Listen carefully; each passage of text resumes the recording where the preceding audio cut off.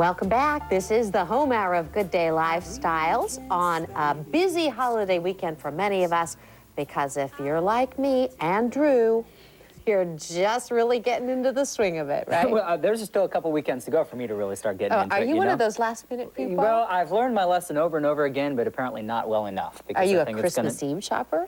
I have been known to do that before, but I couldn't find anything I wanted on Christmas Eve, so I'm never doing that again. So I'm going to hold myself to that. I've always had great admiration for those people who literally wait till the very last second. They go out with the whole list.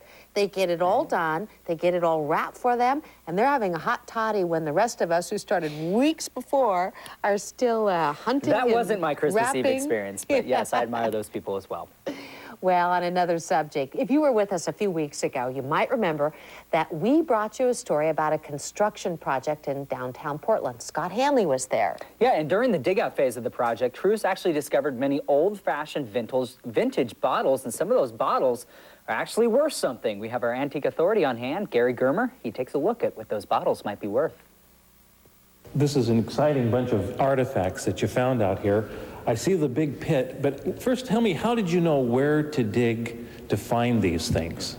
Well, anyone that becomes a member of the Oregon Historical Society can go up to their library on 4th floor and look through their microfiche and find a specific block in towns where from 1880 on, they kept all the buildings for fire insurance purposes. We looked at the map for the block, and there we seen in big bold letters, outhouse. And they called it an outhouse because it was big, it was outside the normal building, and it's where garbage and coal ashes and bathroom facilities were. Sort of like their own little dump that they just throw all and it was like the garbage can. You didn't leave it by the street, you just took it out there. So when we're looking at the bottles, and we have them organized here, what time period do these bottles represent then in Portland history? 1870. Okay. So and the final ones, when they filled it before they started building a new building, probably 1885. When we're talking value on these, I would assume that a plain bottle like this one, which is pretty well plain, as opposed to this with Phil Blumenauer's name, does that add, how much is the historical significance? Because they would have had to have these made specifically for a druggist, wouldn't they? It was customized, and it cost more money. It's very correct. It's very astute to ask that question, because amber and blue bottles with embossing, with also the handmade tops. After 1910, they had an automatic bottling machine. You can tell these are in that era because the glass blower made the top. A bottle like that is valued.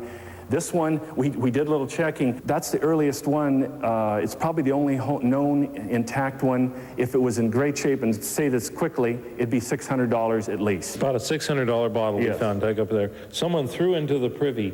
And so now this little grouping is more, these look like little hip flasks, liquor bottles? Little liquor bottles, which you would call pocket flasks. That's with a half pint. They were called pumpkin seeds because they kind of look that shape. Well, they sure do, don't they? Yeah. But again, we're not talking huge money on these. No, we're talking again, maybe $5 to $10 a person, yes, a piece. But knowing the history is fascinating and is really...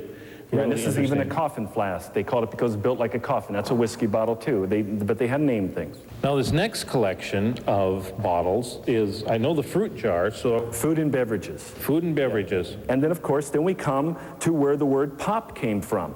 A man named Hutchison patented a stopper, and I took a photo of what they looked like. Oh yeah, it has the little hooks on there. Right, and when they were bottling them and reusing them, they'd push the stopper down in like that. You can still see the rubber inside of it. Sure. And then they would put in the effervescence and the flavoring and shake it and pull that up. And there was so much pressure. These bottles are so thick because they would explode. There was so much pressure. And the only way you could open it is you put a cloth over it, took it to a piece of wood or a table, and slammed it, and it made a pop you could hear almost a block away.